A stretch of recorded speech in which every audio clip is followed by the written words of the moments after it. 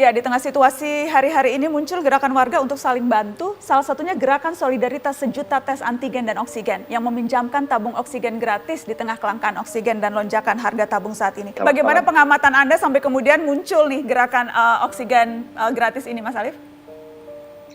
Pertama memang terjadi kelangkaan oksigen, tabungnya, kemudian isinya, dan hari ini malah regulatornya nggak ada di pasaran, gitu ya.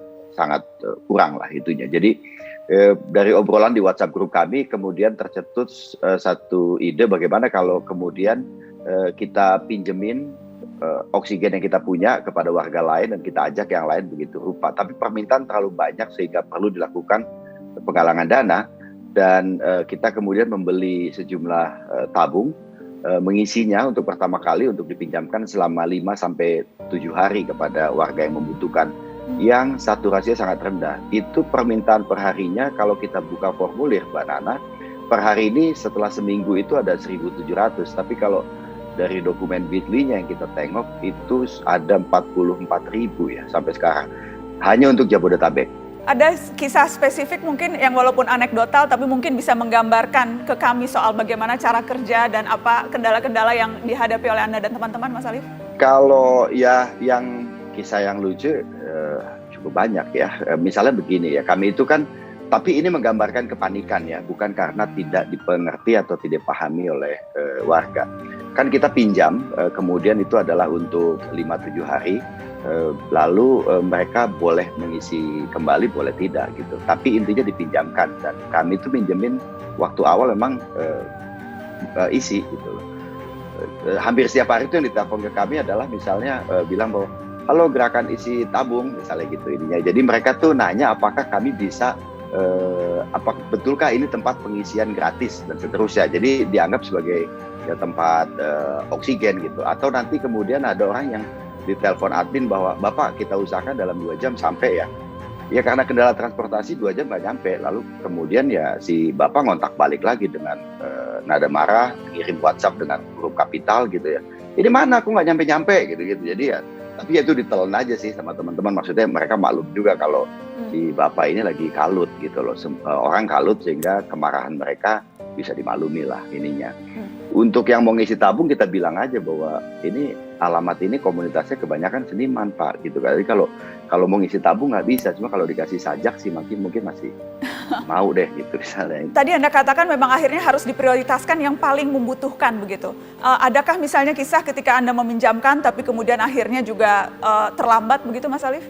Tentu tiap hari di teman-teman admin itu ya kalau kita mau bilang kisah sedih itu ada. Hanya kemarin aja yang kita cukup senang karena banyak orang tidak mendapatkan kabar buruk. Hari ketiga, tim pengantaran kami itu datang ke satu wilayah di Jakarta Timur. Jalanannya sempit gitu, jadi dia agak ngalah karena ada mobil jenazah keluar gitu. Begitu dia ke rumah lokasi yang dituju, ketemu sama anaknya untuk diberikan tabung, anaknya bilang itu bapak barusan keluar dengan mobil jenazah. Jadi mereka papasan dengan mobil jenazah itu, waktunya sangat pendek sekali. Padahal kemudian kita evaluasi dong malamnya, ini gimana ya gitu, apakah kita kurang cepat dan seterusnya.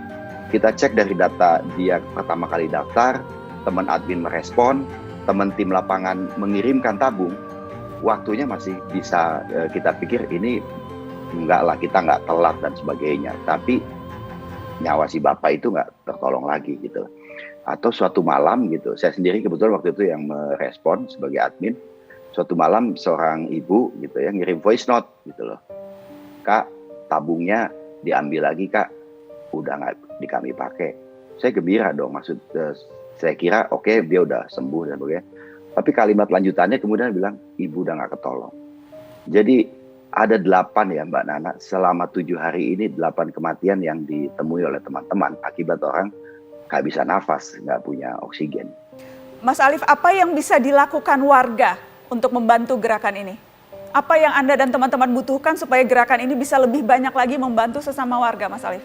Pertama, ada banyak juga warga kita yang memiliki tabung oksigen yang sifatnya berjaga-jaga. Ini harus saya sampaikan juga gitu. Jadi di rumahnya belum ada yang kena COVID, di rumahnya juga nggak ada yang punya gangguan pernapasan, tapi mereka punya tabung oksigen berisi.